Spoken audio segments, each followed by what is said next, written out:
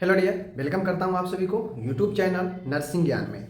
जैसा कि जानते हैं कि आप सभी मध्य प्रदेश का सेकेंड ईयर थर्ड ईयर का एग्ज़ाम जो है होना तो फर्स्ट ईयर का भी है, डेट फर्स्ट ईयर का भी दिया है, बट फर्स्ट ईयर का होना मुश्किल लग रहा है क्योंकि अभी उसका इनरोलमेंट ही चल रहा है। कब फॉर्म भरेगा और कब जो है एग्ज़ाम होगा, और चूँकि एग्ज़ाम का डेट 4 दिसंबर ही दिया है तो ANM first year GNM first year का एग्ज़ाम होना मुश्किल लग रहा है। उसका डेट आगे बढ़े, दिसंबर लास्ट में जाए या जनवरी में जाए, लेकिन 4 से होना मुश्किल लग रहा है। और ये चीज़ें कुछ दिन में आपको पता चल जाएगा कि होगा या नहीं होगा।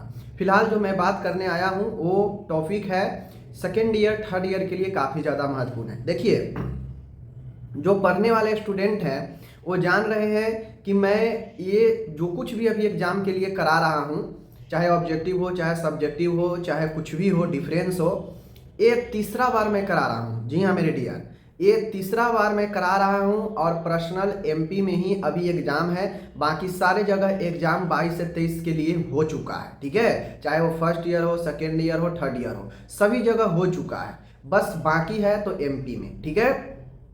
क्योंकि बहुत सारे स्टूडेंट एमपी से हमारे साथ जुड़े हुए हैं तो मेरा दायित्व बनता है कि उनके एग्ज़ाम अंत होते होते उनको जो है साथ लेकर चलना है। तो मैं इसी कारण से मैं सभी ईयर्स का तीसरा बार मैं उनको कहा जाए तो एक प्रकार से रिवाइज के तौर पर सारा चीज़ करा रहा हूँ। पढ़ने वाले होंगे उनको क्लियर होगा, सारा चीज़ क्लियर होगा।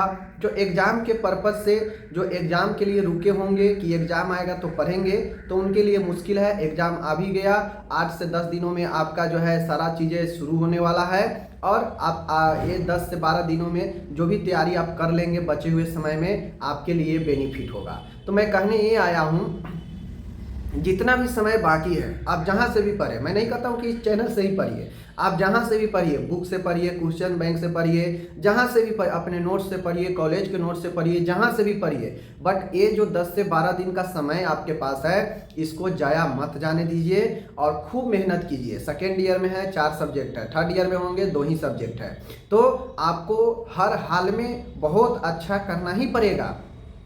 अगर अभी तक आपका पढ़ाई बहुत कमज़ोर है तो मैं आपको सीधा कह दूं कि अब ज़्यादा पढ़ने की ज़रूरत नहीं है। अब आप उन सारे क्वेश्चन को टारगेट करें जो पिछले 4-5 सालों में पूछे गए हैं, ठीक है। पिछले 4-5 सालों में जो भी क्वेश्चन जिस भी सब्जेक्ट में पूछे गए हैं आप उनको टारगेट कीजिए, उनको प्रिपरेशन बढ़िया से कीजिए और उसी को आप लोग जो है माध्यम बनाकर आगे ले चलिए। क्योंकि जितना आप ज़्यादा सोचेंगे, जितना आप सोचेंगे ये भी पढ़ ले, वो भी पढ़ ले, वहाँ से भी पढ़ ले, तो उस कंडीशन में आपको दिक्कत हो जाएगा, ठीक है। ये उनके लिए होता है जिनका तैयारी बढ़िया से है, जो अच्छे से तैयारी कर चुके हैं, उनके पास समय है, तो वो चीज़ें को और ज़्यादा बढ़ाना चाहते हैं तो वो इधर उधर से भी चीज़ें को हैंडल करके पढ़ लेते हैं, तो उनका एग्जाम में क्वेश्चन छूटने का संभावना बहुत कम रहता है, ठीक है।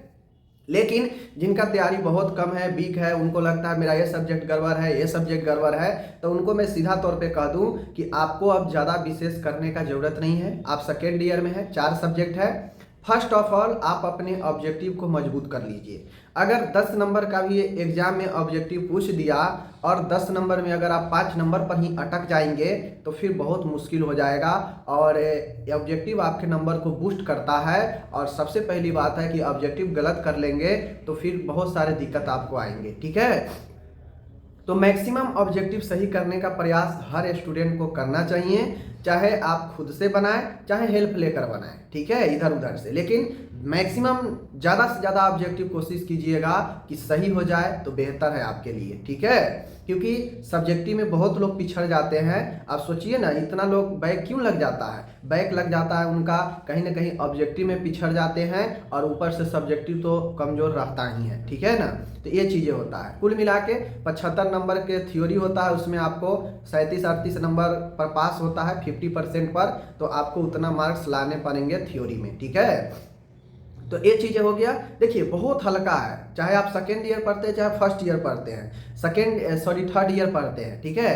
थर्ड ईयर में क्या है कि आपको ज़्यादातर बीमारी मिलेगा। मेंटल हेल्थ में जाते हैं तो मेंटल हेल्थ से रिलेटेड बीमारी मिलेगा। मेंटल हेल्थ का दो ही कैटेगरी है, एक साइकोसिस का और एक न्यूरोसिस का। न्यूरोसिस में ओसीडी आ जाता है, एंजाइटी आ जाता है, ठीक है। न्यूरोसिस में जो है आपके वे सारे आ जाते हैं जो ज़्यादातर व्यक्ति के फंक्शन को प्रभावित नहीं करता है। लेकिन साइकोसिस वाला जो होता है काफ़ी ज़्यादा पागलपन का स्थिति होता है, उसमें स्किजोफ्रेनिया, मेनिया, ठीक है, डिप्रेशन, बाइपोलर डिसऑर्डर, ये सब जो है साइकोटिक में आ जाता है, जिसमें आदमी का हर चीज़ बाधित हो जाता है, बिहेवियर से लेकर पर्सनालिटी सब चीज़ प्रभावित हो जाता है। तो इस टाइप से आप सोचेंगे तो बड़ी आसान है बनाना चीज़ों को, ठीक है ना।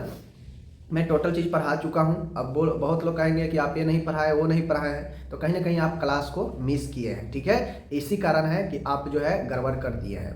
बाकी मैं टोटल चीज़ पढ़ा चुका हूँ। बचे हुए समय में कोशिश करता हूँ कि जितना ऑब्जेक्टिव प्रकार से पूछेगा है एग्जाम में वो आपको करा दूँ। और मैं यही कहूँगा फिर से, आप पिछले 4-5-6 सालों का क्वेश्चन जो पूछे गए हैं ज़्यादातर उसमें आपको रिपीटेड ही मिलेगा। एक बार तैयारी कर लीजिएगा तो हो जाएगा, बहुत सारा रिपीटेड मिलेगा। तो मैं ही कहूँगा पिछले 4-5 सालों का क्वेश्चन को बेहतर से बेहतर आप लोग पढ़ लीजिए, ठीक है। कम से कम दिमाग में आइडिया तो आ जाएगा ना कि हाँ ये क्वेश्चन ये कहता है, इस टाइप से लिखना है। अगर आप याद करने लगेंगे क्वेश्चन को तो हो सकता है एक दिन में आप एक ही क्वेश्चन को याद कर पाएंगे, तैयारी कर पाएंगे। लेकिन अगर पढ़ने का प्रयास करेंगे, टच करने का प्रयास करेंगे तो एक दिन में 10-12 क्वेश्चन को भी पढ़ लेंगे। और ऐसा नहीं है कि पढ़ के निकल जाना है, प्रैक्टिस करना है, 1-2 बार पढ़ना है, सोचना है कि ये क्वेश्चन क्या कहता है, ठीक है। और अभी जैसा समय है 2-3 घंटा तो पढ़ाई पर आपको देना ही चाहिए। अगर अभी भी आप 2-3 घंटा पढ़ाई पर नहीं दे रहे हो मतलब आपको अपने पढ़ाई से प्यार नहीं है, आप सीधा कोर्स कर रहे हो पास के लिए, नौकरी के लिए, समझ लीजिए।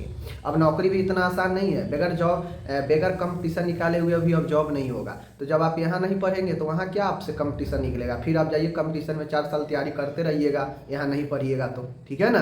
तो ये सारे चीज़ें हैं। अगर आप वास्तव में सोचते हैं कि नहीं यार मुझे पढ़ना चाहिए, जो भी है, चाहे आप मेल कैंडिडेट है, फीमेल कैंडिडेट है, अगर आप सोचते हैं वास्तव में कि मुझे मेहनत करना चाहिए बचे हुए समय में, तो आप जहाँ से भी पढ़िए। मैं नहीं कहता हूँ कि आप चैनल पर ही आके पढ़िए, नहीं, आप कहीं से भी पढ़िए, लेकिन अच्छा कीजिए, बेहतर कीजिए। और अपने गार्जियन का जो उम्मीद है वो उम्मीद पर खड़े उतरिए, क्योंकि साल भर बहुत ज़्यादा समय लग गया, पैसा लग गया। तो आप लोग एक बार में ही निकालने का प्रयास करेंगे तो आपको सब सम्मान करेगा, बेहतर रहेगा। बाकी ये बैक लग के निकालना तो सब निकाल ही लेता है, निकल ही जाता है, ठीक है ना। यही चीज़ें है, मैं यही कहने आया था कि आप लोग पढ़ाई तेज कर दीजिए, सभी तरह के क्वेश्चन को पढ़िए। और मैं कोशिश करता हूँ कि सभी प्रकार के ऑब्जेक्टिव्स बचे हुए समय में आपको दे दूँ ताकि आप लोग का कोई दिक्कत ना हो। ओके, धन्यवाद।